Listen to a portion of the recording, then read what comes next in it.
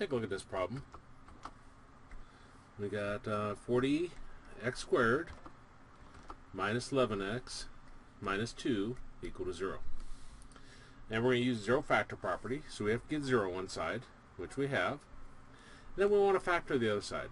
There's no GCF. Groupings, 4 more terms. PST is close, but there's a number in front of the x squared. This one's actually a key number. The reason why it's key number is because we have x squared, x, no x, and there's a number in front of our x squared. Now with key number, we're going to take the number at the beginning times the number at the end, ignoring signs. So we've got 40 times 2, which gives us 80. And we'll create our PST table based upon that. We're going to write down all products give us 80. We got 1 times 80, 2 times 40, 4 times 20, 5 times 16, 6 no, 7 no, 8 times 10. I think that's it.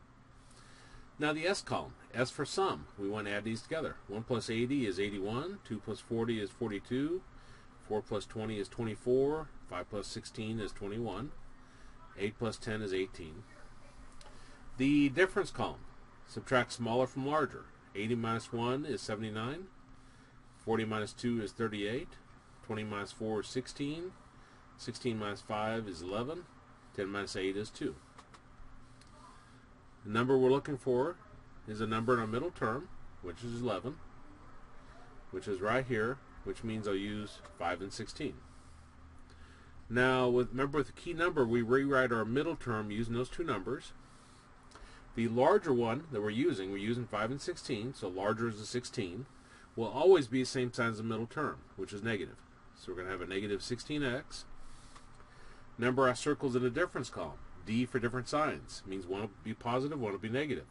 Since the 16 was negative, then the 5 will be positive. Then we want to factor by grouping. So group first two terms together, group last two terms together.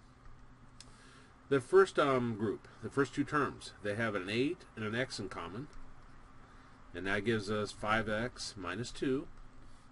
Now, second group doesn't have anything in common, but you always want to factor something out. So if you can't factor anything else out, you can factor out a positive one. And that gives us 5x minus 2. Now, our goal was to get this parentheses the same as this, which they are. So I'll factor out the 5x minus 2. And remember, to see what goes in your second set of parentheses, you can come up with this previous line and cross out the 5x minus 2's. And what isn't crossed out is what goes right here, which would be 8x plus 1.